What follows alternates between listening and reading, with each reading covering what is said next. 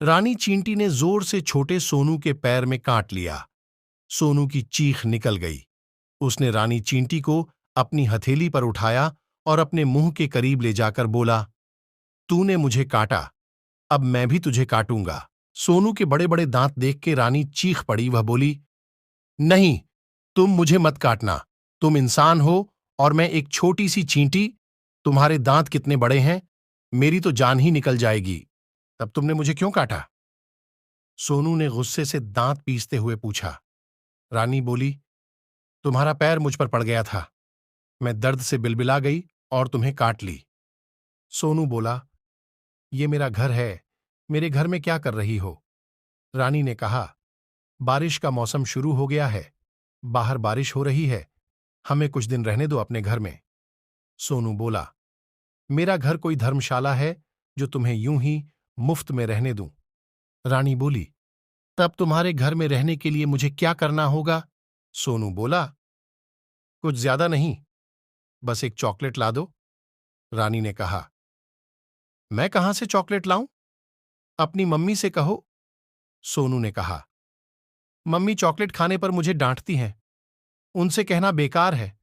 तुम मेरे लिए चॉकलेट ला दो और रहो मेरे घर में मजे से। रानी बोली, मैं चोरी नहीं करूंगी, मैंने हमेशा मेहनत करके खाया है, मैंने कभी चोरी नहीं की। सोनू बोला, झूठी छोटी, तुम सब तो बहुत बड़े चोर हो।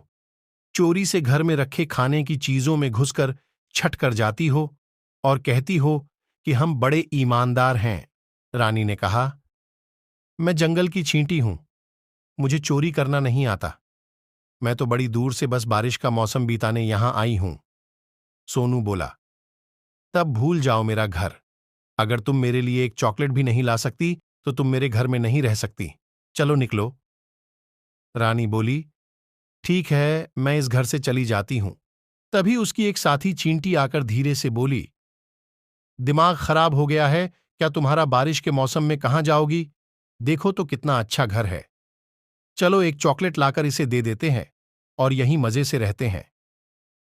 हाँ, चलो एक चॉकलेट लाकर दे देते हैं। सैनिक चींटियों ने भी आकर रानी से कहा, ठीक है, अब जब सबकी यही मर्जी है तो चलो चलते हैं। सारी चींटियां चॉकलेट की तलाश में बाहर आईं। बारिश बंद थी। घर के बाहर एक जनरल स्टोर था। स्टोर में तो बहुत से चॉकलेट थे, लेकिन शीशे की बरनियों में बंद थे। रानी बोली, दोस्तों, इस दुकान से चॉकलेट निकाल पाना मुश्किल है। एक काम करते हैं, चल के कुछ देर सामने के बगीचे में आराम करते हैं और कुछ सोचते हैं। ठीक है, सभी एक साथ बोलीं। वे सब बगीचे में चली आईं और एक पेड़ के नीचे सुस्ताने लगीं। बगीचे में एक बेंच था और बेंच पर हरिया माली का छोटा लड़का रघु बैठकर सो रहा था। रानी ने गौर से देखा, उस लड़के के हाथ में एक चॉकलेट थी। रानी अपनी सैनिक चींटियों से बोली, दोस्तों, हमें उस लड़के के हाथ से वह चॉकलेट निकालनी है, पर ध्यान रहे कोई भी उस लड़के को काटेगा नहीं। सारी चींटियां धीरे से उसके पास पहुंच गईं और बड़ी सावधानी से चॉकलेट बच्चे के हाथ से निकाल लाईं। अब चींटियां उस चॉकलेट को खींचती हुई लेकर चल पड़ीं। बेंच पर बैठे बच्चे रघु की नींद खुली तो उसके हाथ से चॉकलेट गायब थी। वह अपना चॉकलेट ढूंढने लगा। चींटियां चॉकलेट लेकर सोनू के घर के नजदीक पहुंची थीं कि सोनू उन्हें घर के बाहर ही मिल गया। उसकी नजर चॉकलेट पर पड़ी तो वह बहुत खुश हुआ। वाह मेरी प्यारी चींटियों, आखिर तुम लोग मेरे लिए चॉकलेट ले ही आईं। उसने फौरन वह चॉकलेट उठा लिया और खुशी से बोला, अब तुम सब मेरे घर में रह सकती हो। इतने में छोटा बच्चा रघु वहां आ गया। आते ही उसने कहा, ये मेरा चॉकलेट है, ये मुझे दे दो। चल भाग यहां से, बड़ा आया है चॉकलेट खाने वाला। सोनू ने उसे जोर से धक्का दिया। रघु जमीन पर गिर गया और वहीं बैठकर चॉकलेट के लिए रोने लगा। ये देख रानी बड़ी दुखी हुई।